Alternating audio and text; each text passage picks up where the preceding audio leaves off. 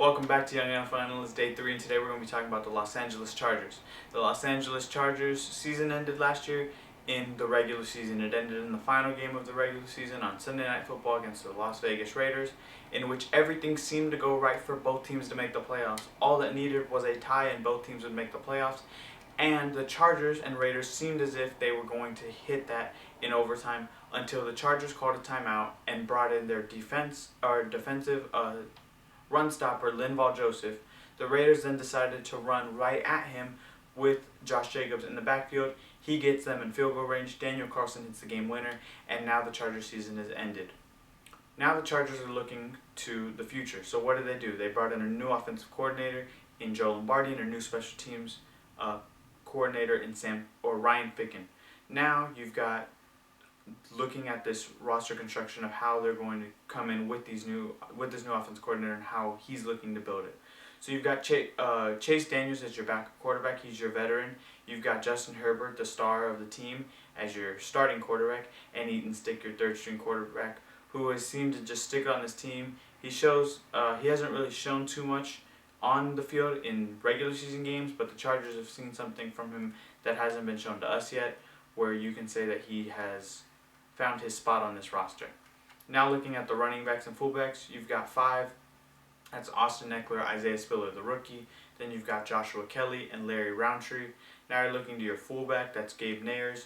The one thing I think that's going to be a big task is how well Isaiah Spiller can fit Justin Jackson's shoes, because Justin Jackson, although he's not a big name, he was a quality running back for them last year, giving them another set of hands and another player who can just get the ball, take a run play, get 4 or 5 yards, and just keep the chains in a position where it's easier for Herbert to make that 3rd and 5 pass to Keenan Allen, or 2nd and 5 pass where he can take a deep shot to Mike Williams. Now you've got your tight ends. They carried 4 last year. I believe they'll carry 3. That's Gerald Everett, Darnell Parham, and Trey McKitty. I think that those are the 3 guys who they'll look at and say, hey, we can build our offense around these guys because we do run a spread offense. And, although Brandon Staley does come from McVay's tree, who does like to run a lot of 2 tight end sets, this Chargers offense is more of a spread them out and let Herbert do his thing. Now looking at the offense, you've got your left tackle Rashawn Slater, left guard Matt Filer, center Corey Linsley, and right guard Zion Johnson. That right tackle is up for debate whether it's Storm Norton or Trey Pipkins. Trey Pipkins, in my opinion, would be a better swing tackle, which means he would play left and right tackle if anyone got hurt. And I think with how the Chargers' injury history has been over recent memory, I think is also something that you have to take a look at. Last year it was Brian Beluga at right tackle, so obviously this year it's going to be someone completely new. I think Storm Norton would be my right tackle just because he fits the timeline with Justin Herbert, and I think building that foundation with your offensive line with the young left tackle and, in this case, young right tackle would be something that would be beneficial. Now you're looking at your backup line. That's Will Clapp, that's Brendan Slayer, or Jameer Slayer, and Brendan James. And then who, in my opinion, would be Trey Pipkins as your swing tackle, and they'll carry 9 linemen just as they did last year. Now you're moving to your interior defense.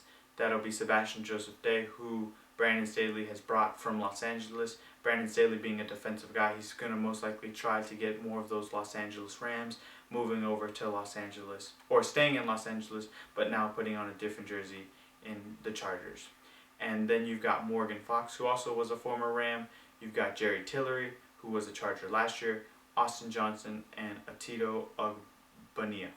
Now you're moving to your outside linebackers. That's Khalil Mack, Joey Bosa, Kyle Van Noy, and Chris Rumph II. Joey Bosa's role is always going to be up for what Brandon Staley wants him to do, whether it's going to be moving him to defensive end, keeping him as an outside linebacker, moving him to the same side as Khalil, moving him to the opposite. What Brandon Staley does with that is going to allow him to have a lot of flexibility because of what Joey Bosa's versatility is, especially when you have a guy like Kyle Van Noy who is good enough to stay on the field at all times. So when you have guys like Joey Bosa who do get tired, it also allows you to have another rotational guy. And with how good that interior defensive line is, Joey Bosa won't be needed to be relied on heavily, especially having another guy like Khalil Mack across from you. Now you're looking to your inside linebackers. You've got Kenneth Murray, Drew Tranquill, Troy Reeder, Nick Neiman, and then Amen from the Oklahoma State University.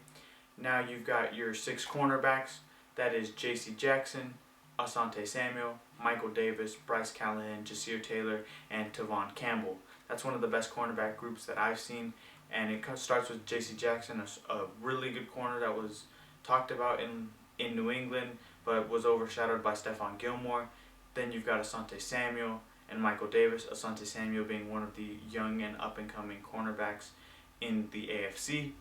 Now you're moving to safety. This is where I think that 4th tight end going down to 3 is now going to be put in from 4 safeties to 5 safeties.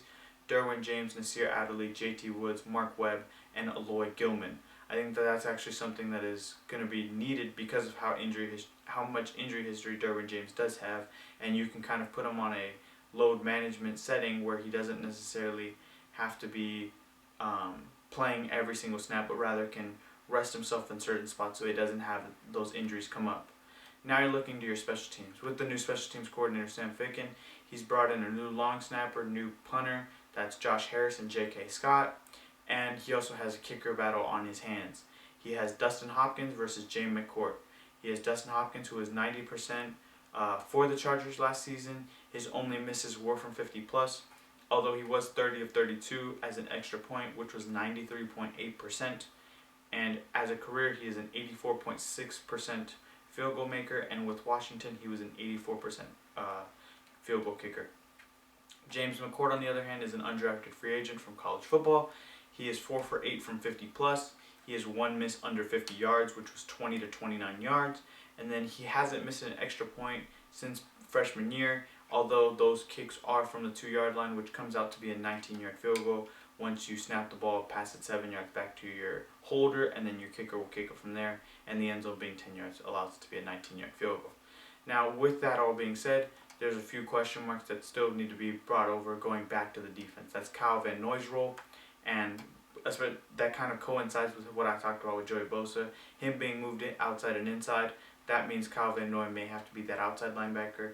He might even be moved up if they want to run a 4-3 in some spots, because that was, he isn't necessarily a defensive end, so you do want him as an outside linebacker who will drop into coverage. Because he is so good in the run game, you do want him close to the line. So there's a lot of debates or a lot of question marks surrounding what his role will be. And another one is, why do the Chargers always have so many new tight ends?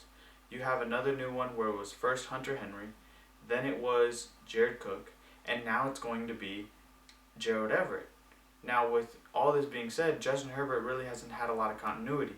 And when you look at the best quarterback to tight end matchup or tight end groups, it's when you have that continuity. It's Patrick Mahomes to Travis Kelce, it's Derek Carr to Darren Waller, Mark Andrews and Lamar Jackson, Jimmy Garoppolo to George Kittle. And then you have those guys who've worked together for so many years, and now you're starting to see those guys hit that those top 4 guys are solidified as the top 4 in the NFL. So when you have that continuity between quarterback and tight end, it allows things to be more fluid and them to have a different trust factor, just as if Matthew Stafford and Cooper Kupp had, which is why them being together for this next season is such a big thing, because of how fast their relationship worked. When you have a guy like Justin Herbert and Gerald Everett getting together for the first year, you can't expect what happened between Stafford and Kupp to happen. It's going to be a learning process, which means you're going to have a security blanket not really be that, because of the fact that it's another new tight end.